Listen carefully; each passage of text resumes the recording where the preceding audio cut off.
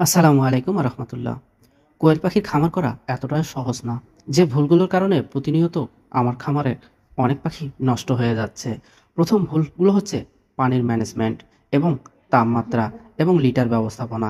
এই যে কয়েকটা ভুলের কারণে জিরো বাচ্চা থেকে শুরু করে ১০-১২ দিন পর্যন্ত বাচ্চার মৃত্যু হার অনেক হয়ে থাকতেছে।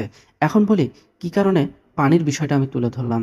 আমরা যে বোতলের মধ্যে পানি দেই যে পাত্রে, সেখানে মার্বেল ইউজ বিষয়টা, এই পাখিগুলোর বয়স কিন্তু ১২ দিন।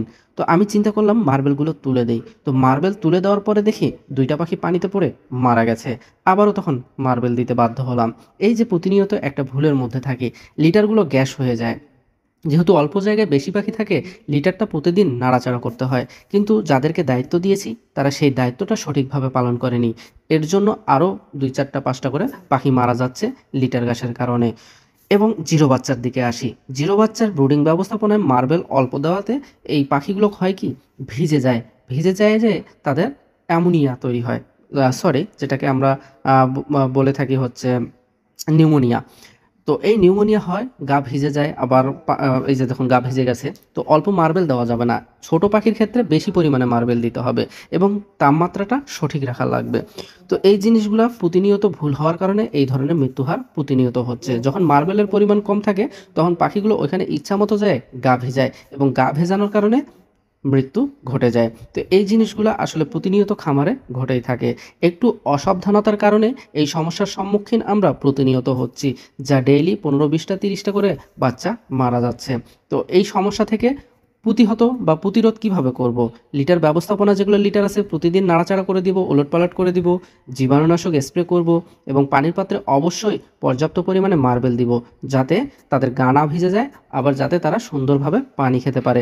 এই বিষয়গুলো আমাকে ফলো আপ করতে হবে। খাদ্য ম্যানেজমেন্টের যে ভুলটা করে থাকি, এই কোন বয়সে পাউডার খাবার দিব আর কোন বয়সে দানা স্টার্টার খাদ্য দিব, এই বিষয়গুলো ম্যানেজমেন্ট না করতে পারলে তো অবশ্যই আপনারা আমার মতো এই ভুলগুলো করবেন না। আর টেম্পারেচার অবশ্যই সঠিকভাবে দিবেন। যখন এমন দেখুন এখানে টেম্পারেচার বেশি হওয়ার কারণে পাখিগুলো সাইডে চলে গেছে। তো এইরকম সমস্যা যাতে না হয়, টেম্পারেচার সঠিকভাবে দিবেন, দেখবেন পাখিগুলো সব জায়গায় ছড়িয়ে ছিটিয়ে থাকবে। তো সব মিলিয়ে এই সমস্যাগুলো আমরা প্রতিনিয়ত ফেস হই। আপনারা এই সমস্যাগুলো থেকে নিজেকে রক্ষা করবেন, তাহলে আপনাদের খামারের লোকসান হবে না। আমার মতো লোকসান আপনারা কখনোই পড়বেন না। তো এভাবেই আপনাদের খামারের খাদ্য, ওষুধ, পানি থেকে শুরু করে টেম্পারেচার, ব্রুডিং অবস্থা থেকে সবগুলো আপনাকে সঠিকভাবে ম্যানেজমেন্ট করতে হবে। তাহলেই আপনারা এখান থেকে সফলতা অর্জন করতে পারবেন। আশা করি আজকের আমার এই ছোট ভিডিওর মাধ্যমে আপনাদেরকে বার্তা পাঠাইতে পেরেছি এবং আপনারা এই কাজগুলো থেকে নিজেকে বিরত রাখবেন। আর যদি বিরত রাখতে পারেন, অবশ্যই এই খামার সেক্টর থেকে আপনারা সফল হবেন ইনশাআল্লাহ। আজ এ পর্যন্তই। আপনাদের সকলেরই সুস্বাস্থ্য কামনা করে এখানেই শেষ করছি। আসসালামু আলাইকুম ওয়া রাহমাতুল্লাহ।